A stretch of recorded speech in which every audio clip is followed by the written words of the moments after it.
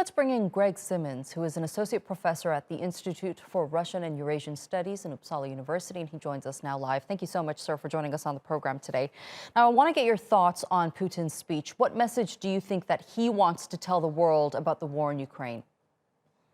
Well, I think his speech is more directed towards a domestic audience than an international one. What he's calling for is unity, this historical memory, to fight a common threat. So that this is bringing back these memories from the past in order to secure a more stable support for what is happening now. So this is to mentally prepare the public for what is ahead. There are also fears that this war will spill over into other countries along Ukraine's border.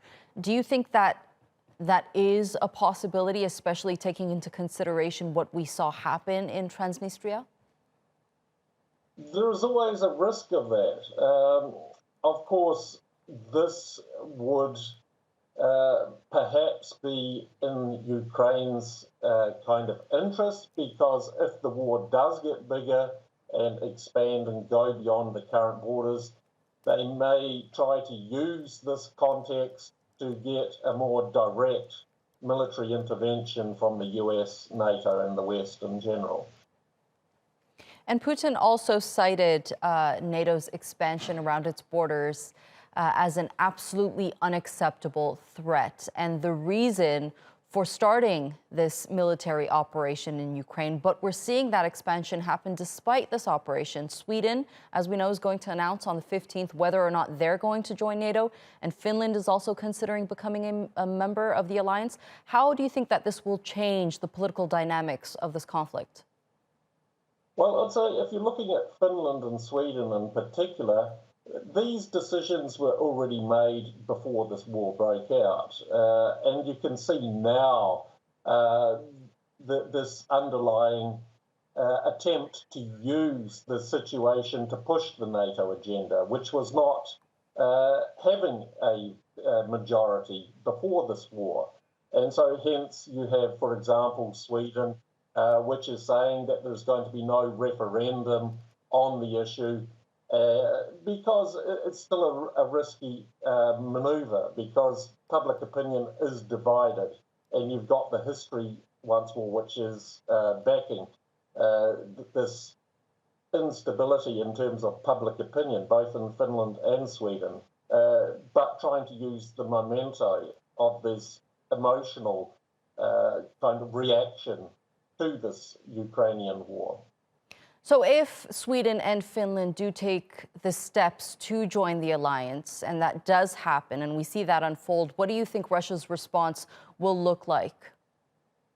Well, I think they will, because if you read in between the lines what they're saying, they're not allowing public debate, that this is a purely political decision based on the governments which have had a pro-NATO, or more specifically a pro-Euro-Atlantic integration into these institutions.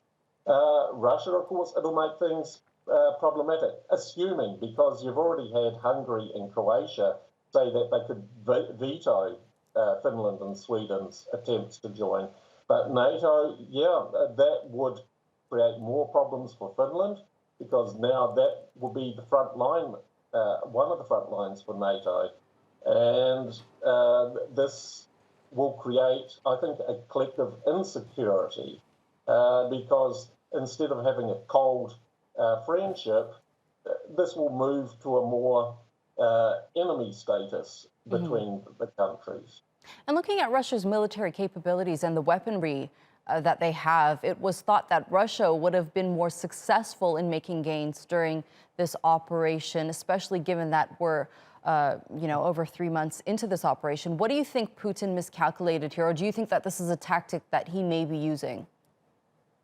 I think that he went in with far fewer troops than what he would have expected. I mean, even the Ukrainian defense minister was saying just before the war there are not enough troops on the Russian side of the border to successfully invade and take all of Ukraine. Normally, if you're having a military operation, the attackers should outnumber the defenders by 3-1 minimum. They do not have this. So the calculations, the reasoning are different, what they're trying to achieve. Of course, this is not going to be made public. But one thing is certain, that there is an attempt to prolong this war. For example, the sending of weaponry and volunteers into Ukraine by the West, which is prolonging the process. All right, Professor Greg Simmons, thank you so much for joining us here on TRT World and sharing that insight with us.